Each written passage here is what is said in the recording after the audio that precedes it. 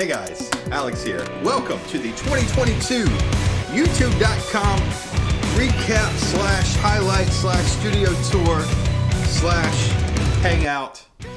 I'm your host, Alex Melton, joined by my cameraman, Tyler Bodkins. I mean, I get it. There's cinnamon. It's a twist. But what is this? Let me get started with the tour. We got the mini fridge.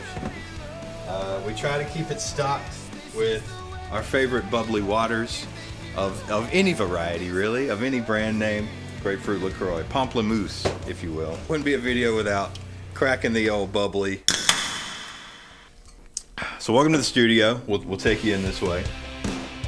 I think the first notable thing here will be the Roland VAD kit. Get a lot of questions about the kit.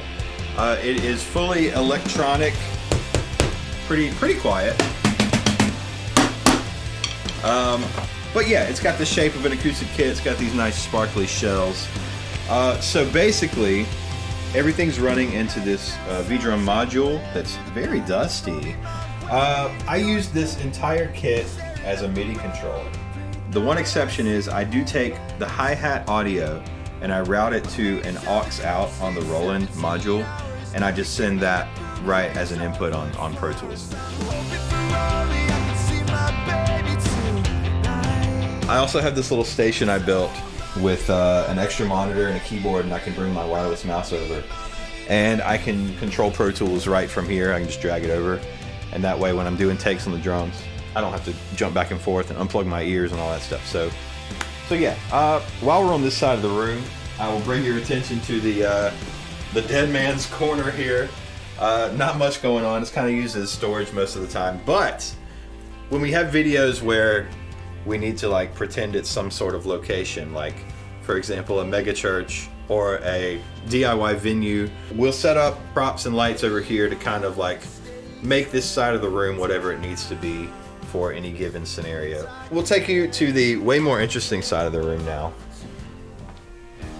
The control room, the Vibe Central, the tracking area. Here's the desk. It is an output, really sturdy, well made.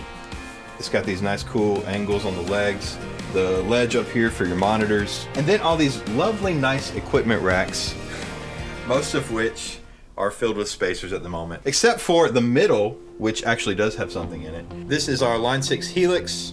Shout out Zounds.com for that. This is how we record all guitars and bass. Everything you hear on 99% of the guitar and bass tracks are coming through this Helix. So yeah, that's kind of the desk. We've got the A7Xs here directly underneath that monitor. So we got a lot of power management stuff. You have the JHS Colorbox DI. This is like an ever evolving project, as I'm sure most project studios are, home studios. We'll keep going to the right, and you can see kind of keyboard land here. And my dad helped me build this thing that the keyboard's sitting on. Shout out Eddie Melton. He actually built that guitar stand over there too, so his footprint is in here a lot. You've heard me talk about that guitar stand before, but I still love it. So I think Tyler and I agree that one of the most important things in the studio is this piano here. It's nice to be able to, no matter what, be able to reach over to an instrument and have it make noise instead of bringing up a plug-in or pulling up a guitar patch or whatever. This isn't used on any recording we've ever made, but it is indirectly referenced on every project. Directly below that, we've got the MIDI controller that is plugged into Pro Tools. This is what we use to track all of our soft synths. Interesting story about the MIDI controller. Sometimes we get really into the performance, you know, and we like to keep candles around. You'll notice my candle collection here. It's a great thing for the vibe and for the mood. There was a candle up here, and we were just kind of banging away on a part, and the candle was jostled enough to fall and just spill wax all over most of the keyboard. It was featured in, I think, the Taylor Swift video. It still had a fair amount of wax on it, but we've meticulously and carefully tried to clean off as much of the wax as we possibly can. You can still see kind of remnants of it, and your fingers smell like fall spice after you play for more than 3 minutes. But it's perfectly functional. But yeah, there's no reason to get another one. At the end of the day, this works perfectly fine, even though it has seen some trauma. I have a Bachelor of Science in Music Industry from Francis Marion University. Shout out. FMU, class of 2012. I don't know. This is Mochi. Beautiful. This microphone is pretty special. It's a Lewitt LCT 440 Pure. It was sent to me by the guys at Lewitt. We use it on acoustic guitar, we use it on vocals, and we swap between this mic, which sounds amazing, and then this is the other mic that's in the studio. It's on an arm, it's the SM7B. I can literally sit at my desk, pull this over, and sing as I'm hitting record, and I'll comp myself, and I'll, do all the edits I need while jumping back and forth between singing. And this is just kind of the most ergonomic way that I've found to just get a bunch of vocal takes knocked out real quick.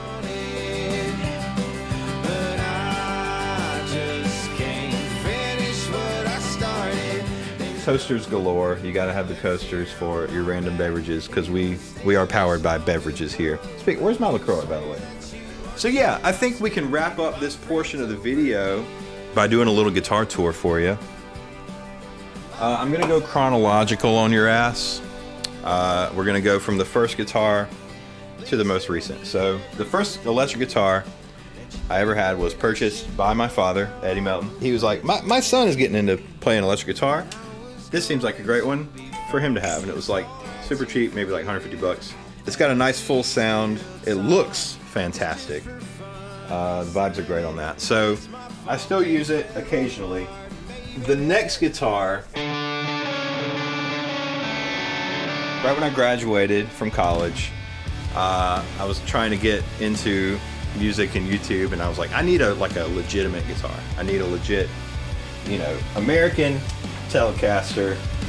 And I didn't know it, but this choice would really seal my fate for the next 10 years. Like, this guitar is pretty much all I play on 90% of stuff. It has basically become an extension of my body by now. I know it so well. It's seen maybe 3 setups in its 10-year life. I love it. That's what I go to most often.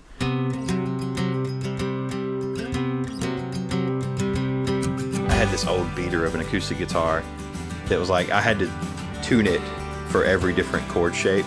The intonation was like so bad. So I was like, okay, if this is gonna be what I do now, I need like a decent acoustic guitar.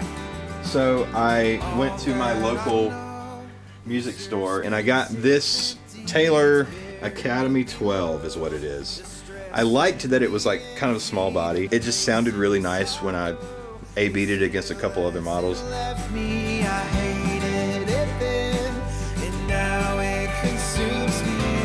Sounds great when you mic it up with that Lewitt, and that's kind of the vibe. And then shortly after that, I ended up getting this from Fender, the Acoustasonic. And I don't really use this a lot for recording, although I have snuck it in a couple of these country tinged covers. It kind of sounds like a banjo if you treat it a certain way. It comes in handy when I have to do live shows. I think the next instrument I got was the Yamaha. This was at a Myrtle Beach music store. I kind of demoed it. It just kind of like felt right. I talked to the guy and he actually recognized me from YouTube, which was hilarious and wild. It's nice to see people in real life as opposed to just comments all the time. I'm gonna butcher this. Balaguer? It's the Espada model. They were kind enough to not only send me one, but ask which colorway I wanted. And I really fell in love with this like pink vibe, and the body shape is just so cool. When I want to switch it up, this has kind of taken the place of the Yamaha as the B guitar. Oh, the bass! Now we go on the bass. I think this is legitimately the most recent one. I talked to my manager and he talked to some guys at Fender, and they sent me this Pro Player jazz bass. I was using that Squier jazz bass for the better part of a decade, and I really didn't know what I was missing until I like got this, and I was like, oh no. Now bass can be fun and sound good. I think this is where you'll see the most improvement from the beginning of the year to the end of the year in bass writing and bass mixing and bass production in general. Better not put that near the candle. So I think now's a good time to transition and talk about things we loved over the course of this last year. So we'll do a little set change and we'll see you there.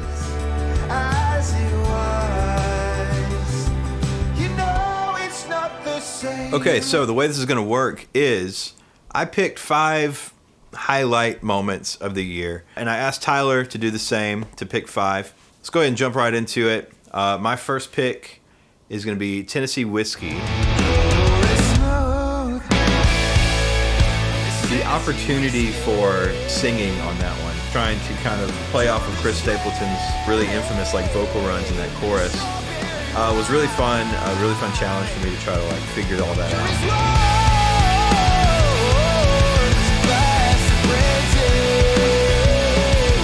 I was really proud of the way that I was able to use dynamics on this one. So yeah, that's my first pick, Tennessee Whiskey. If you haven't seen it, go check it out.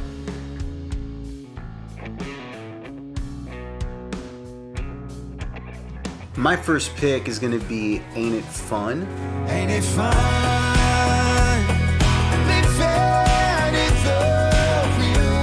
I liked how organic it was with the acoustic guitars and the piano, but then sprinkled in synthesizers and, you know, more verbed out moments. Yeah, it's one of those sounds that we sort of got to at the end. It was like, huh, I like what we did there.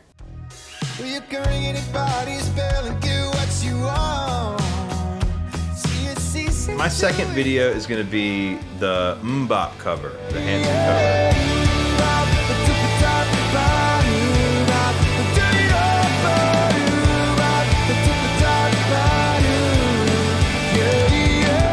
A little bit of a challenge to sing lyrically. It's like, okay, how are these syllables gonna fall? But yeah, a really sweet song with a nice message, written by just some little kids, you know, doing their thing.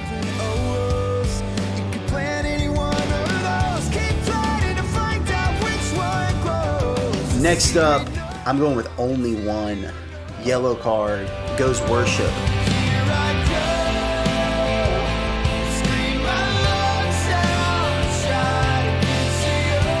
It was blessed by Reverend Brian Key, I do believe. That's right.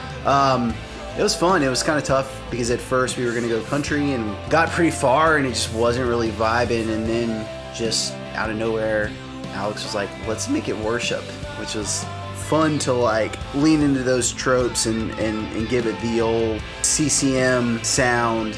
And I got to play an asshole sound guy, which was nice after being on the other side of that for so many years. You channeled that character well. Oh yeah, I can play a good asshole.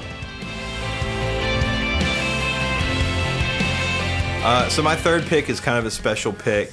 It's going to be the music video for my cover of Luke Combs' Beer Never Broke My Heart.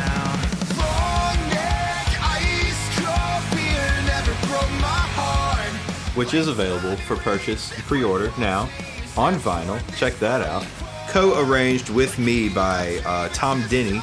Here's the vinyl. Me and Tom kind of worked on that song in Tom's studio in Florida, just me and him.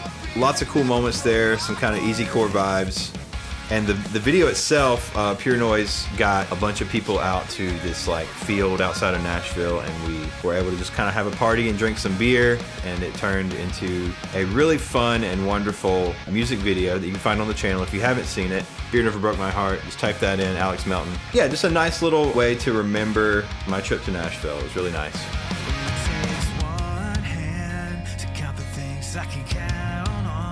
Next up for me is one of the first videos we worked on together, No Scrubs, but if Blink did it.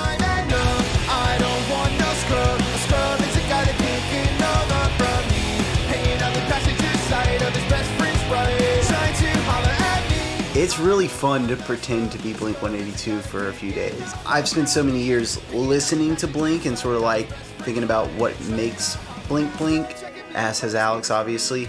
So it was fun to kind of like jump in, and we gave it like really heavy like Untitled vibes.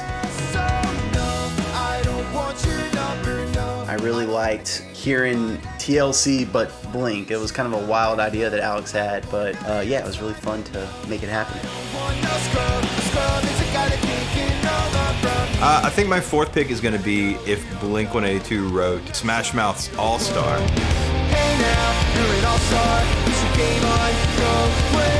I seem to have found this really interesting kind of sub-micro niche of taking late 90s, early 2000s alternative rock hits and making them sound more pop punk. This one fell perfectly into that, and then you add onto it its kind of legendary meme status at this point on the internet.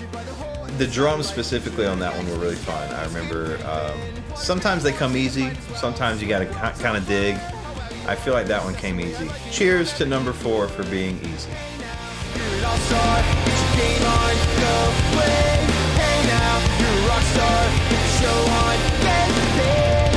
Next up, my new favorite band, Death Inevitable, Going Dance Dance.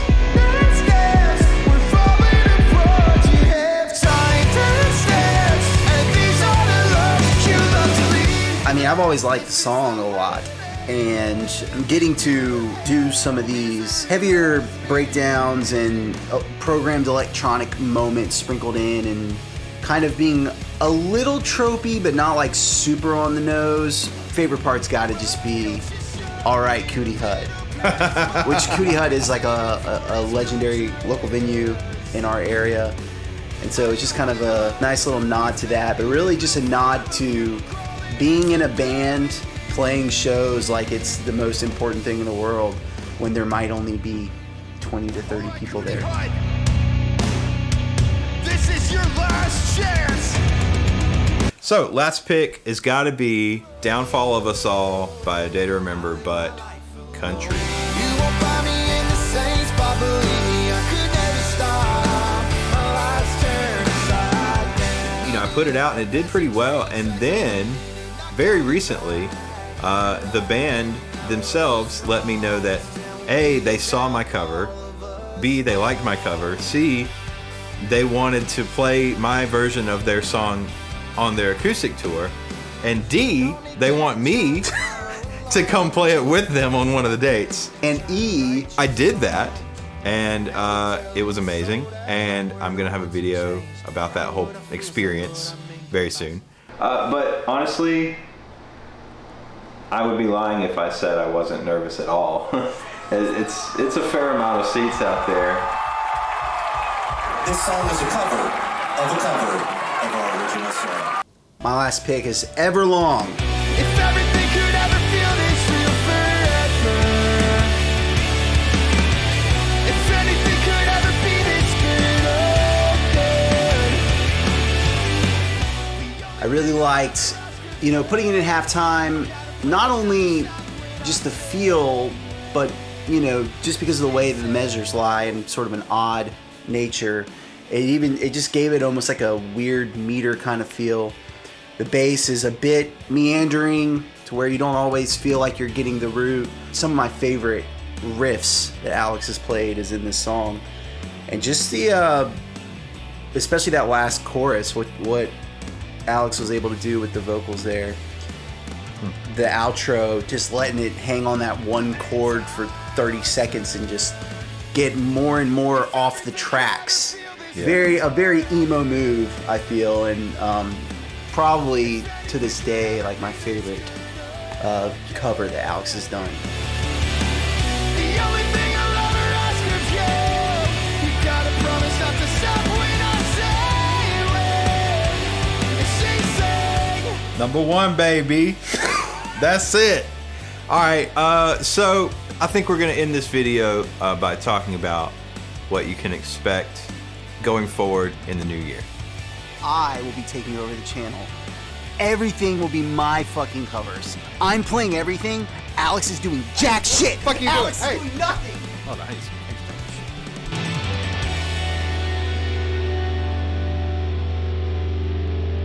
Hey guys, thanks for sticking around this long into the video, and honestly sticking around this long on the channel in general. This has just been a really good year in a lot of ways, so thank you. I don't really plan out super far in advance ever. We can start with some things that I do know are happening in early 2023. First of all, my record's coming out January 27th. Links in the description if you want to check out the vinyl. There's some cool merch stuff there. Yeah, it's a covers record that I made with some really cool people, and I'm really proud of it. What else? I'm doing some shows also at the end of January in the Northeast with The Color Fred, which is very exciting. Those are going to be really fun. Also, I'm going to be starting channel memberships here on YouTube. I currently have a Patreon where we have like a podcast where Tyler and I discuss. We wait like at least a week after we upload a video, and then we take that song and talk about it on the podcast that we do. And we talk about, you know, audience reception sometimes. Maybe we'll talk about certain comments or general reactions, and just general like studio updates, personal and professional milestones that are going on in, you know, surrounding the covers. I'm bringing that podcast also to the YouTube members starting this week. It'll be the same perks that you get on the Patreon at the same price tiers. And what was the most interesting to me were all the comments that were like, "It's fucking deep fried noodle, you idiot." How stoned are you guys? Oh my God. Like we were completely sober. It's just funny. And like, here's what I have to say. And I Maybe go ahead and leave a comment and let me know what your favorite video of the year was. And we'll see you next week.